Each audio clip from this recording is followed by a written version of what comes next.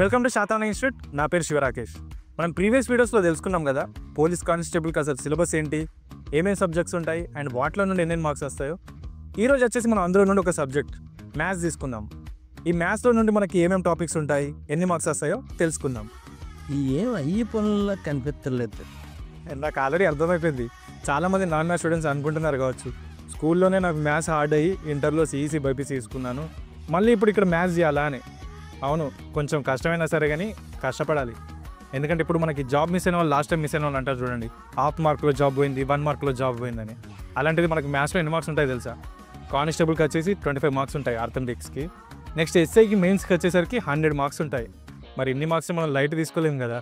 మన ఇన్స్టిట్యూట్లో కూడా ఇక్కడ కాల్ చేస్తారు, సార్ నాది నాన్ మ్యాథ్స్ బ్యాక్గ్రౌండ్ సార్, నేను జాబ్ కొట్టగలుగుతానా అని. ఎందుకు కొట్టలేరు? కొట్టగలుగుతారు, కొంచెం కష్టపడాలి అంతే. సీరియస్గా ఇంట్రెస్ట్ తోటి ప్రిపేర్ అవుతే జాబ్ క్రాక్ చేయగలుగుతారు.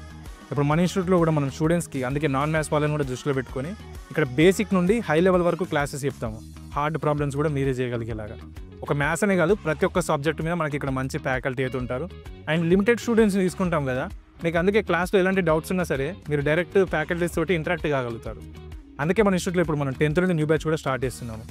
నన్ను అడిగినట్టయితే ఎవరైతే ఫస్ట్ టైం ప్రిపేర్ అవ్వాలనుకుంటున్నారో డెఫినెట్గా కోచింగ్ అయితే తీసుకోవాలి. ఎందుకంటే మనం తక్కువ టైంలో ఇంప్రూవ్మెంట్ కావాలంటే కోచింగ్ అయితే కంపల్సరీ. మంచి ఎక్స్పీరియన్స్డ్ ఫ్యాకల్టీస్ తోటి క్లాసెస్ వినొచ్చు అండ్ మంచి కోచెస్ దగ్గర గ్రౌండ్ కోచింగ్ తీసుకోవచ్చు. ఓకే, ఇప్పుడు మనం అర్థమెటిక్స్లో ఎలాంటి టాపిక్స్ ఉంటాయో తెలుసుకుందాం.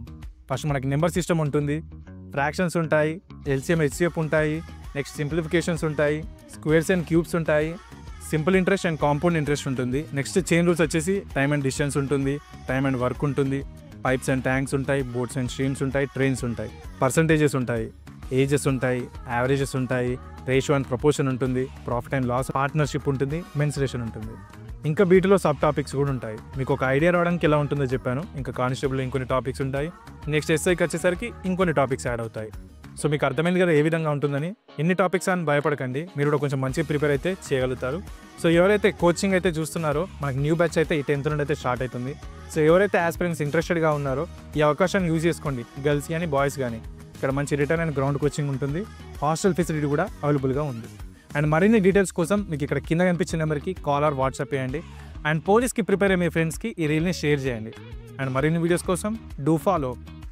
ఆల్ ద బెస్ట్ అందరికీ.